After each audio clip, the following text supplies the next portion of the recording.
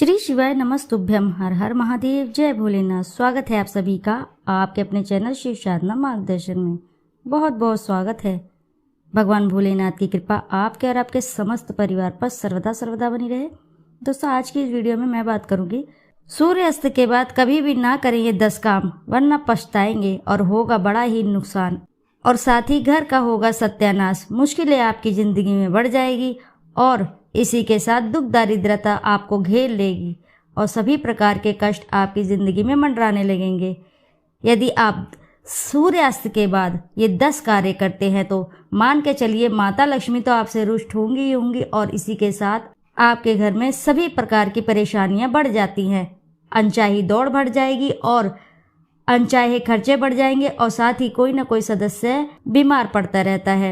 यदि आप 10 कार्य ये करते हैं शाम के समय तो हिंदू धर्म और ज्योतिष शास्त्रों के अनुसार सूर्यास्त के बाद कुछ ऐसे कार्य होते हैं जिन्हें करना नहीं चाहिए। उन्हें करने से घर में रोग शोक और संकट पैदा होते हैं और साथ ही देवी लक्ष्मी रूठ जाती हैं। तो आइए जानते हैं उन्हीं 10 कार्यों में से ऐसे कार्य जिन्हें भूल कर भी नहीं करना चाहिए, वरना आप जीवन भर पछताएंगे। पछताने के अलावा आपके पास कुछ नहीं रह जाएगा। सभी प्रकार की दुख दारिद्रता आपको घेर लेगी और जीवन कष्टमय हो जाएगा। तो ऐसे में चलिए बताती हूँ वे कौन से 10 कार्य हैं, परंतु उससे पहले आपसे एक छोटी सी रिक्वेस्ट है। यदि वीडियो आपको अच्छी लगती है तो वीडियो ज़रूर लाइक करें और साथ ही चैनल को सब्सक्राइब करें और एक बार अपनी सच्ची श्रद्धा से कमेंट बॉक्स में ज़रूर लिख दें, हर हर महादेव, जय भोलेनाथ। सबसे पहली बात है कि संध्या के समय कभी भी माता लक्ष्मी का आगमन का समय होता है। कभी भी आपको बिस्तर पकड़कर नहीं बैठना चाहिए और ना ही घर में कलह कलेश करना चाहिए और ना ही स्त्रियों को रोना धोना चाहिए। ऐसा करने से जीवन में आर्थिक परेशानियों के संकट घेर लेते हैं और घर से बरकत चली जाती है और ऐसे घरों से माता लक्ष्मी रूष्ट जाती हैं। इसी के साथ मान्यता है कि कहते हैं कि रात में बाल नहीं कटवाने चाहिए और ना ही शेविंग बनवानी चाहिए। इससे जहां नकारात्मक असर होता है वहां कर्ज भी बढ़ता रहता है और माता लक्ष्मी ऐसे घरों से रुष्ट हो जाती हैं। ऐसे घरों में माता लक्ष्मी वास नहीं करती हैं।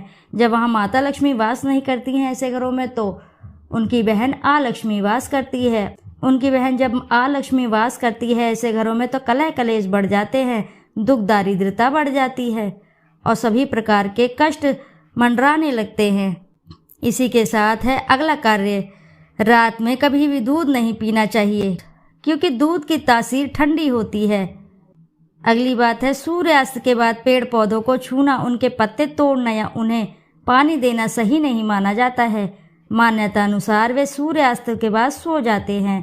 सूर्यास्त के बाद भूल कर भी तुलसी के पौधे को स्पर्श नहीं करना चाहिए, अन्यथा माता लक्ष्मी रुष्ट हो जाती हैं, क्योंकि तुलसी को माता लक्ष्मी का ही स्वरूप माना जाता है। आप इस बात का अवश्य ध्यान रखें कि संध्या के समय तुलसी के पौधे को बिल्कुल भी स्पर्श न करें।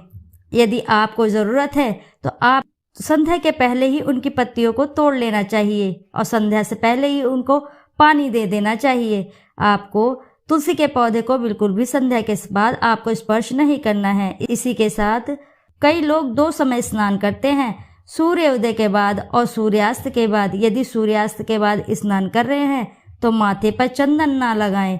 रात्रि को स्नान करने से शीत का प्रकोप बढ़ जाता है।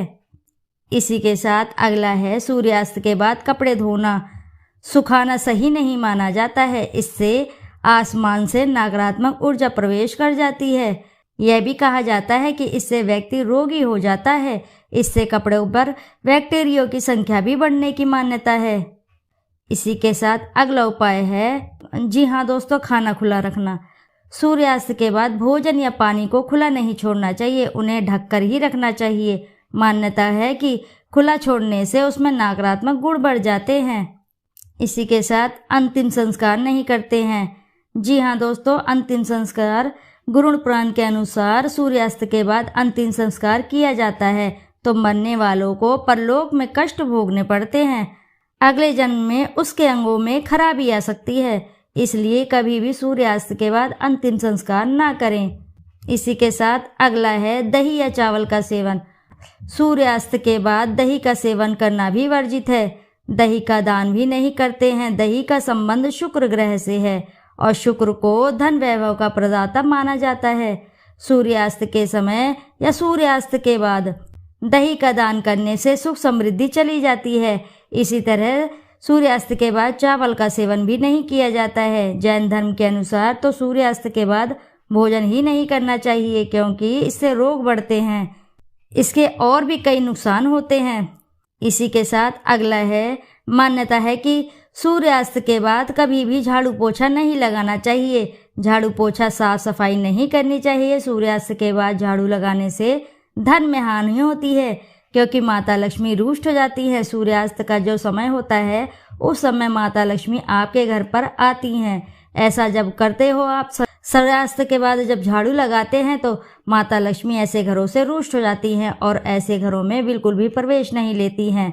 फिर ऐसे घरों में दुख और संकट मंडराने लगते हैं। इस बात का आप अवश्य ही ध्यान रखें कि सूर्यास्त के बाद झाड़ू पोछा नहीं लगाना चाहिए। इसी के साथ सोना बिल्कुल ही वर्जित है। जी हाँ दोस्तों, सूर्यास्त के ठीक बाद या सूर्यास्त के समय सोना वर्जित माना गया है। शास्त्रों के मान्यता है कि सूर्यास्त के बाद सोना नहीं चाहिए। साथ ही इस समय भोग और स्त्री के संग सोना भी वर्जित है। इससे आपके स्वास्थ्य पर प्रतिकूल असर पड़ता है। इससे धन और सेहत तक की हानि होती है। शास्त्रों में सूर्यास्त का समय पूजन वंदन के लिए निश्चित किया गया है, अर्थात आपको इस समय पूजा वंदना करनी चाहिए। यदि आप पूजा वंदना नहीं कर सकते हैं तो भगवान का स्मरण कीजिए बैठकर, और इसी के साथ ऐसे कार्य आप बिल्कुल भी ना करें। सोना इस समय बिल्कुल ही वर्जित है। जितना भी हो सके तो इन सभी कार्यों से आपको बचना चाहिए। सूर्यास्त के बाद अंतिम संस्कार करना, तुलसी के पौधे को छूना, दही और चावल का सेवन करना सबसे बड़ा नुकसान माना जाता है, जिसकी भरपाई बहुत ही कठिन होती है। इससे देवी लक्ष्मी सदा के लिए ऐसे घरों से रूठ जाती हैं। तो दोस्तों, इस बात का आप अवश्य ही ध्यान रखें। सूर्यास्त के बाद इन सभी कार्यों से बचें। इन सभी कार्यों को करने से बिल्कुल भी बचें, परहेज करें। तो आशा है कि जानकारी से आपको लाभ अवश्य ही प्राप्त होगा। यदि जानकारी आपको अच्छी लगी है तो वीडियो ज़रूर लाइक करें और साथ ही चैनल को सब्सक्राइब करें, और एक बार अपनी सच्ची श्रद्धा से कमेंट बॉक्स में ज़रूर लिख दें, हर हर महादेव, जय भोलेनाथ। फिर मिलते हैं आपसे ऐसी ही किसी नई जानकारी के साथ। जब तक के लिए नमस्कार।